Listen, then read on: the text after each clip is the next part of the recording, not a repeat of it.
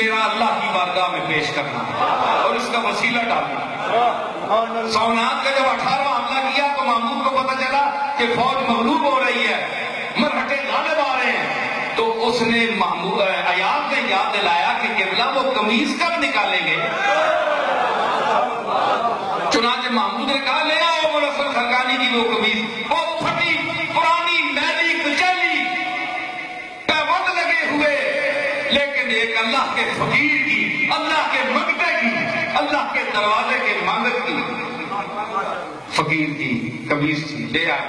ابو محمود گیا میدان میں، کہا کہ اے اللہ میں تو کچھ بھی نہیں ہوں، میری بادشاہی تیرے سامنے کیا ہے؟ مالک یوم الدین تو تو ہے، کائنات کا مالک و خالق ہے۔ یہ ایک فقیر، تیرا ایک فقیر ابو الحسن خرقانی، اس کا یہ قمیص میں تیری بارگاہ میں یہ میلی کچیلی ہے، جیسے بھی ہے تیرے محبوب بندے کی ہے، میں پیش کرتا ہوں اس ابو الحسن خرقانی کی قمیص کے طفیل مجھے فتح عطا فرما۔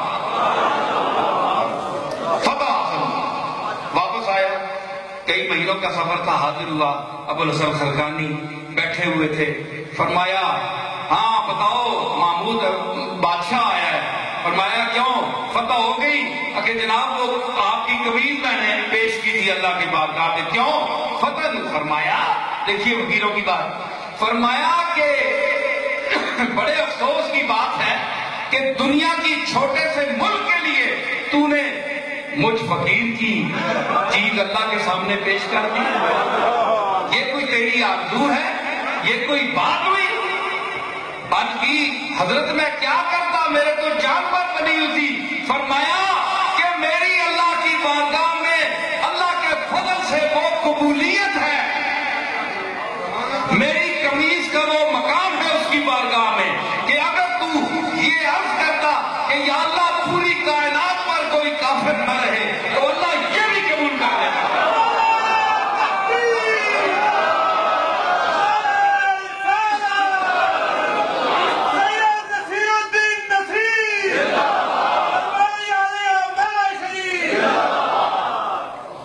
سمجھ آئی جناب؟ تو یہ اللہ کے فقیر ہیں، اللہ کے فقیر، اور لفظ فقیری سے گھبراتے ہیں لوگ، کیوں گھبراتے ہیں؟ وہ فقیری کے قابل ہی نہیں ہیں، جنہوں نے بھولیا چل عنایت بیے شاہ عنایت دے بوہے، جس پہنائے سانو کپڑے ساوے تے سوئے۔ یہ فقیر ہیں اللہ کے۔ ہم دنیا دار لوگ ہیں، ہمیں کیا لگے، ہم تو علامے ہیں، ہم تو یہ ہیں، ہم تو پروفیسر ہیں۔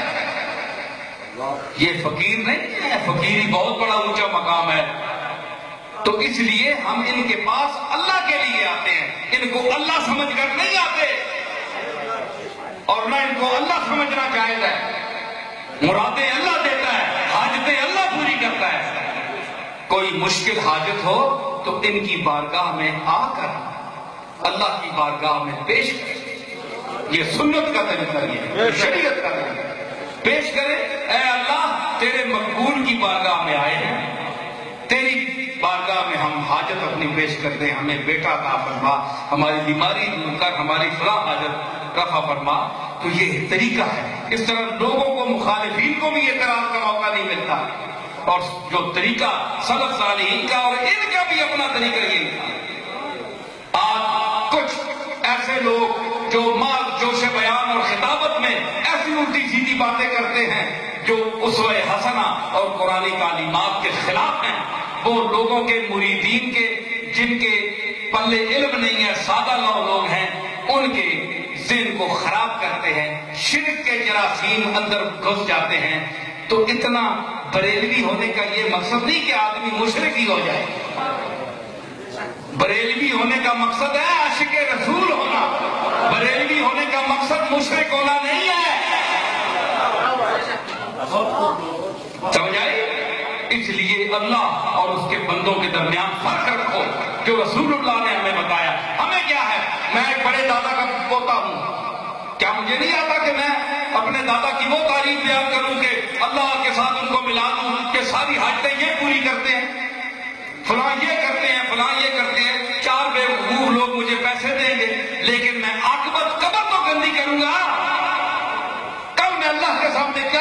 دوں گا، اس کے رسول کے سامنے کیا جواب دوں گا کہ تم علم رکھتے تھے تو تم نے کیوں لوگوں کو پھٹکایا؟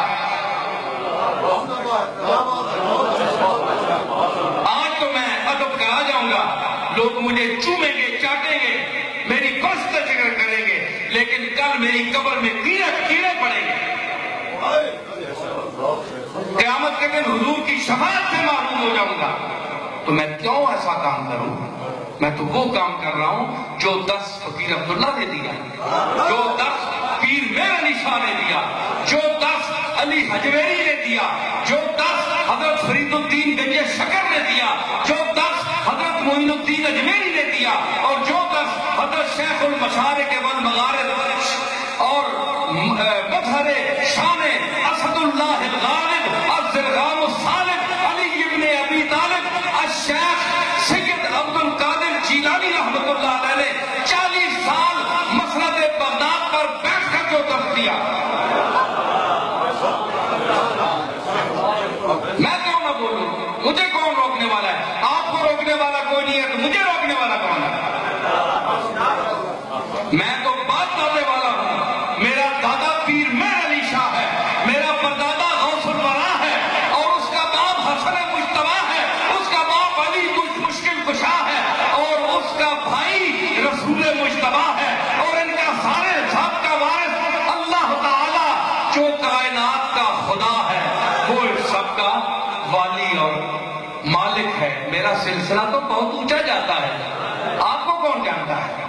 جو معترض ہیں، جو اعتراض کرتے ہیں کہ اس کا عقیدہ یہ ہو گیا، اس کا، آپ کسی کے عقیدے کے ٹھیکیدار ہیں؟ جواب دوں گا تو اللہ کو دوں گا، رسول کو دوں گا، تسی مامے لگنے ہو؟ تم کون ہو؟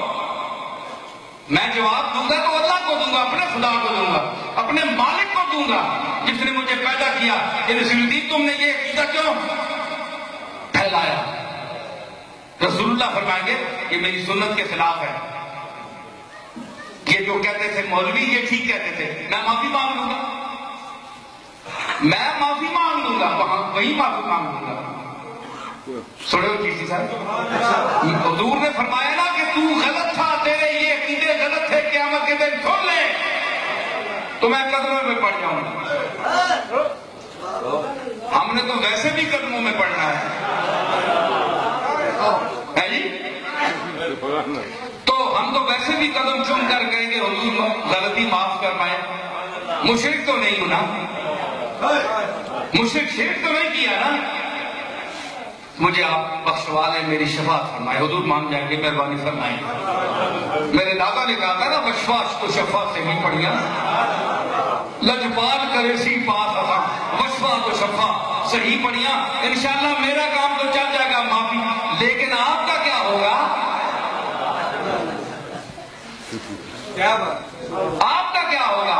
آپ نے جو درس دیا، جو شرک کا درس دیا، جو صوفیاء کی تعلیمات کے خلاف آپ نے درس دیا، پیسے لینے کے لیے، لفافے اور نذرانے وصول کرنے کی خاطر آپ لوگوں نے جو درس دیے، اور آپ لوگوں نے جو درگاہوں پہ جا کر ایسے خطابات کیے، مسجدوں میں ایسے خطابات کیے، جو آپ نے دنیا تو کما لی، لیکن کملی والے کے منہ کے سامنے آپ کے سامنے کیا کرو گے؟